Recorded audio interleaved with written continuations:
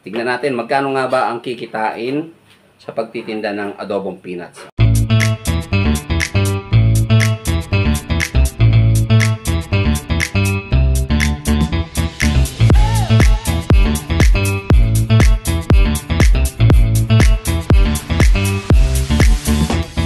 Magandang buhay po sa ating lahat, mga kakwentuhan. Welcome to Papa Joe's Vlog Kakwentuhan.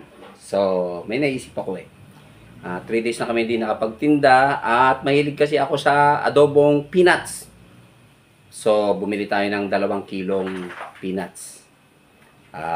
Tignan natin magkano nga ba ang kikitain sa pagtitinda ng adobong peanuts at bakit ang daming nagtitinda nito at ang dami rin namang namimili, no? So, bumili tayo ng 1 kilong bawang na hubad, which is 150 pesos. Mahalaga to. Pero hindi natin mauubos to. Madami to para sa 1 kilong mani. And then, yung native na mani, baliktad. Hindi. Ito pala yung hubad na mani, malalaki, no? Alam niyo naman ito Iba yung ano nito, figure, yung itsura. Malalaki na mahaba. Ito yung parang Taiwanese yata. Yan. And then, yung native peanuts, which is kulay brown na maliliit. Yan. Kikita ba? Yan, isa kuko ko. Ganyan, maliliit, kalahati lang ng kuko. So, 1 kilo nito is 110. And then, yung maning balat ay 120. So, total of 120, 110, 230 plus 150 is 380 ang nagastos ko. Tignan natin, luto natin to at eksperimentohin natin, i-scoop natin, lagay natin sa lakong paper bag na maliliit na pang peanuts. Doon na lang natin lagay sa paper, sa plastic glass, plastic cups. At malalaman natin kung magkano ang pwedeng kitain. Let's go. 1 kilo, saktong-sakto. So, ang gamitin natin ay ano lang, 1/4 sa 1 kilong peanuts. 1/4 ang gamitin natin.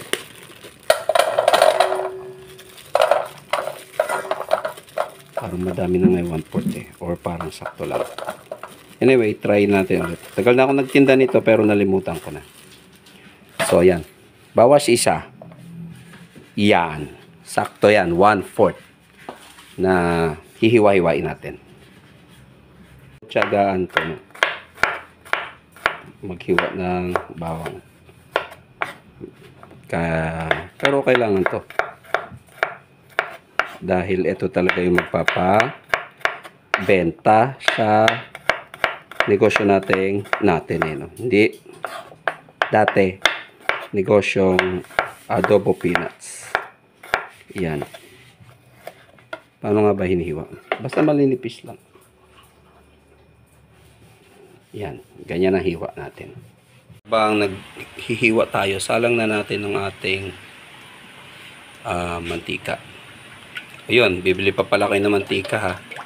130 ang 1.5 liters ng palm oil. Although tong palm oil ko ay pinagprituhan ko na to na fried chicken. Total pambahay lang naman Tsaka mas may lasa ito. Okay? Dagdag nyo yan sa expenses ninyo. 1.5 liters ng oil, which is 120 or 110 pesos. Painitin na natin.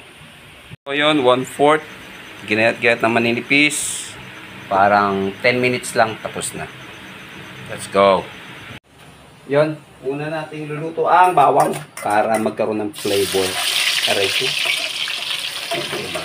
Magkaroon ng flavor yung ating mantika lalo ng garlic. So, orasan natin. Ano bang oras na? 12:05. Bukod na niluluto itong bawang sa peanuts. Yung iba sinasama dati. Pero dati kasi pinipit-pit lang yung bawang. Tapos kasama yung balat. Bambi, pasok! Pasok! Halika na, may nakuha siyang buto Halika na. Halika na. Pasok na, kakain ka na. Yan. Tignan natin kung ilang minutes sila luto. Medium fire ito. Halika na, halika na. Sige na, hindi papaluin. Pasok na lang.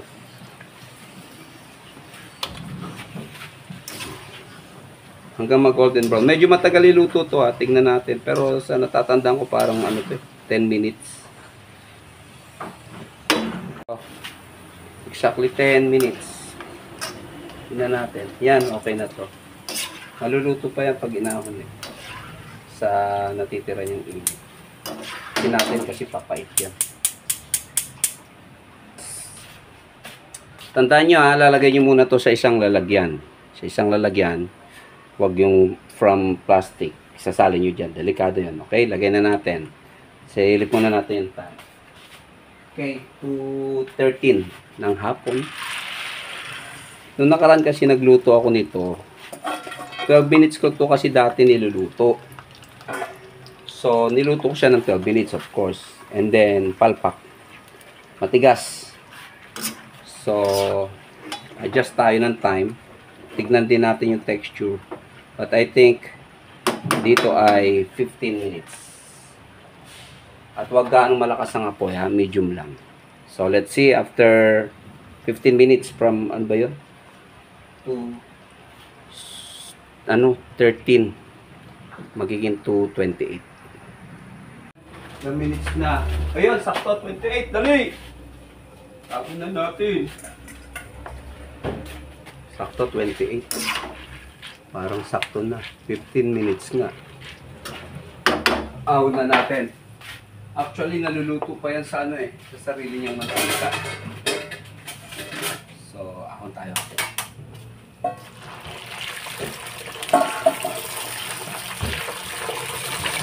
Baka yung trainer ko.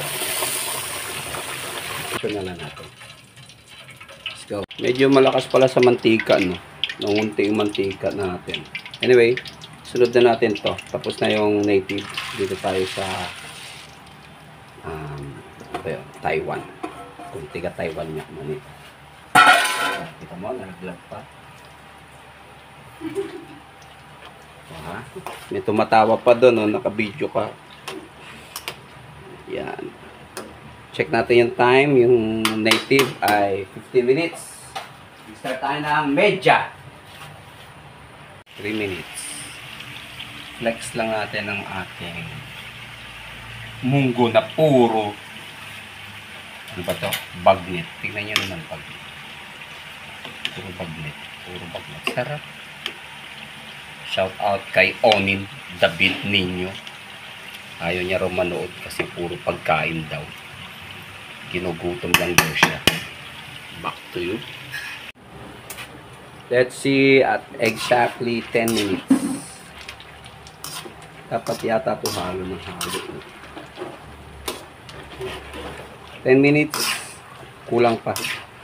So parang sasakto rin siyang 15 minutes. So let's wait for another 5 minutes. So natin 13 minutes pero parang i-stop ko na kasi may mga nag-brown na eh. Dapat yata to laging hinahalo. Yung kulay, yung native kasi hindi ganong hinahalo eh. Ito kasi makikita yung difference ng colors sa ano. So medyo makikita mo may mga nag-brown na, yung iba mapusyaw pa. So dapat to yata ay consistent na hinahalo. But anyway, 13 minutes nga ba? Oh, saktong 13 minutes. Patay na natin. Mayroon pa kasing natitirang heat yung mantika. So iluluto pa siya ng for another like 1 minute.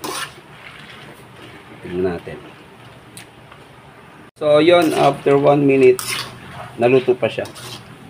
Nung pinatay na natin apoy kasi may natitira pang heat yung oil of course. So lipat na natin, strainer na natin. Ito natin ilalagay. Tao ba? Hihit natin. Kaliwote.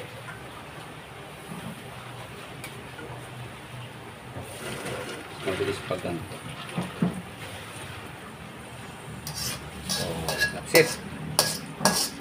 So, luto na natin mga peanuts. Dalawang klaseng peanuts. Parang sakto yung kulay. Brownish, light brown. Timbangin natin yung ating garlic, no? Kung ilan ang nagawa nung naluto. Bumukas ka. Ayan. So, kanina 250 grams to, di ba? Nung fresh. Ngayon ay naging grabe, 100. So, gamitin natin ay 50 grams muna para dun sa isang set ng ating peanuts. So, 50 grams. Baka mamaya maparami pag nalagay natin lahat. Ayan. So, bawas pa konti. Malaki pa yan. Okay, 50 grams, no? Lagay natin dun sa isang set natin, yung native na peanuts. Let's go. By the way, ang pwede nyong ilagay sa adobo peanuts ay dalawa. It's either iodized salt or local na MSG na tinatawag or Vetchin salt. Medyo mas malasa-lasa ito. Dahil first time natin 1 kilo, try natin ang teaspoon. Okay? Walang tansyahan to. Testing natin kasi baka ma-over. So 1 teaspoon muna tayo. And then parang konti, no? Anyway, shake natin, tapos tikman natin. Yun, medyo walang lasa yung 1 teaspoon. So let's make it 2 teaspoons.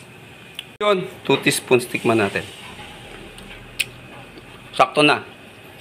So 2 teaspoons of local MSG, hindi iodized salt. Sa iodized salt, try nyo muna mga 1 teaspoon. And then, let's do the 50 grams ng fried garlic. Fried na to, So, supposedly, ano yan? Ano ba to? 125. So, tignan natin kung uubra ang 1/4 na garlic para sa 1 kilo ng peanuts. Para sa akin ay hindi ubra. Masyadong konti. Kung gusto nyo masarap talaga yung adobong mani nyo, maraming hingi ng bawang. So, sa 1 kilo ay lalagay na natin yung remaining pa na garlic, which is 250 grams talaga to. Nung naluto ay naging 100 grams na lang. Lalagay na natin lahat. Ay, wala. Paano yung isa ko? But anyway, lalagay ko to doon sa isa. Doon sa isa kong isa pa nating doon sa yun na yun. But anyway, ito kasi lalagay ko doon sa Taiwan na adobo peanuts. Sayang, wala yung isa But anyway, 250 grams po sa 1 kilo ng peanuts dapat ang garlic. Yung sinasabi ko, mawala na ko ng garlic. 1 kilo, same procedure tayo. Para standard, hindi nagbabago yung timpla natin. So, 2 teaspoons of iodized salt, MSG. And, dapat 1/4 na yan. Kung gusto nyo special, didikit-dikit siya. So, i-mekush natin. Pero kung gusto nyo medyo tipid, konti nga lang ang bawang. Pero mas maganda talaga. Mas marami ang bawang. 1/4 talaga. Okay? Let's go. Halo ko na yan. Masarap na yan. Parting kitaan. So, ito yung 1 kilo, no? Tignan natin kung nabawasan yung timbang niya no naluto. Actually, it doesn't matter kung nabawasan. Pero dinagdagan natin yan ng bawang. O, di ba? Nung naluto po yung peanuts ay hindi po nabawasan ng kanyang timbang. Ganun pa rin. At yung 25 grams po ng fried garlic ay andyan pa rin. Walang nagbago sa kanyang timbang. So, 1,000 grams na lang kamo, ha? So, let's see kung paano ang kitaan dito sa ating adobo peanuts. Okay, wala akong paper bags na maliliit pang peanuts. So, yan na lang. Paper glass na lang. Okay, paano ba magbenta nito? Normally, nilalagay nila, lagi kasi ako namimili, tsaka mga tropa rin natin ibang nagtitinda, ay sa 10 pesos, ay maglalagay sila ng 2.5 kutsara. Minsan, hindi ganun puno. But still, tignan natin kapag medyo puno. 1. And 2. and kalahati. Dami nito sa 10 pesos actually ha. Marami na to ha. So tignan natin kung ano ang timbang niya. Let's see. 40 grams. Marami na yan ha, sa 10 pesos. So compute tayo. 1,000 grams divided by 40 grams kung ilang baso ang magagawa. Proceed tayo sa ating computation. So 1,000 grams which is 1 kilo divided by 40 grams. Tignan natin kung ilang magagawa.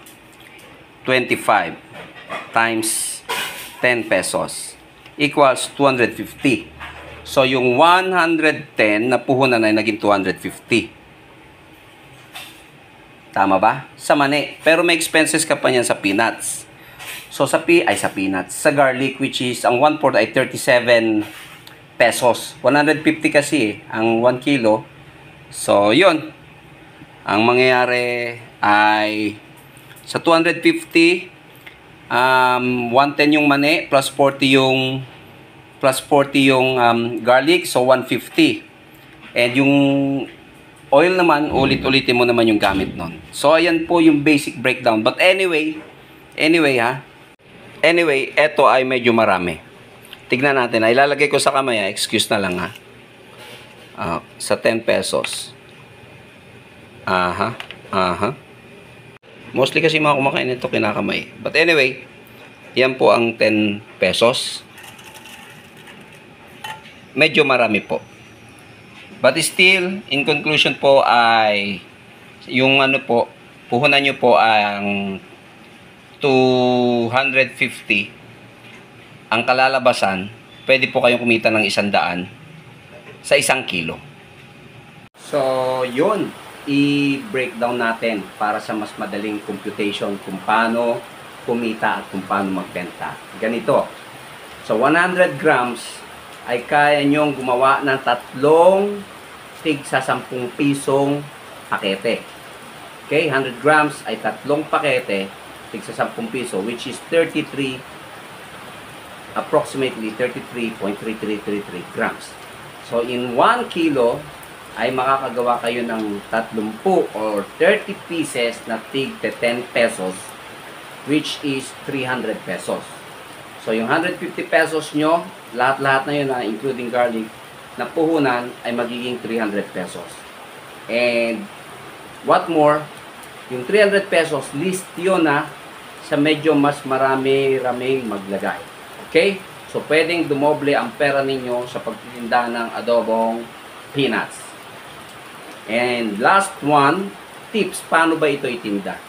Unang-una, ang pinaka-particular at pinaka-normal na ginagawa nito ay ang nakapwesto, nasa table, or pumesto kayo sa mga matataong lugar. Simbahan, paradahan ng jeep, paradahan ng buses, schools. Okay, yan yon, nakapwesto. Pangalawa, ito ay pwedeng ilako. Nire-repack ito ng tigta 10 pesos. Kung gusto nyo mas mabilis, ay 20 pesos. But normally, 10 pesos lang. At nilalagay ito sa bilao. Or inilalagay sa isang tray at nilalako. Yan yung ginagawa ng mga tropa na nagtitinda ng mani. Nilalako nila. At kahit papano, hindi kahit papano, ay kumikita sila ng maayos. And last one ay pwede nyo yung ilagay sa isang, hindi ko alam tawag dito sa take-out box. So, mas marami-rami may lalagay dito. Hindi ko pa na-try ito. But normally, kayo nang bahalang maglagay ng amount. Baka pwedeng worth 70 pesos, 80 pesos. Wag nyong gawing 100 pesos. Medyo masakit sa pandinig ng 100 pesos. Something like 80 pesos or 85 pesos. At pwede nyo yung online selling. I-post ninyo sa wall ninyo na nagtitinda kayo ng adobo peanuts with crunchy garlic. So, 3. Ilako, ipwesto, at i-online selling. May isa pa.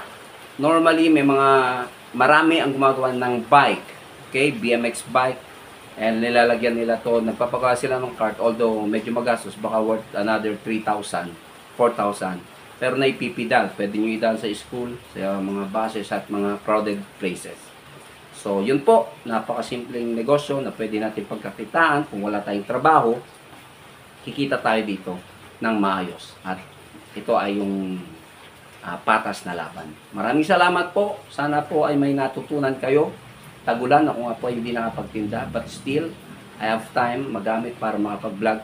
Maaaring makatulong sa inyo. Tandaan po, kung makakatulong ang video na ito ay gamitin. At kung hindi po ito makakatulong ay isnabin. Maraming salamat. God bless us all. And Jesus loves you. Bye-bye from Papa Joe. Yay!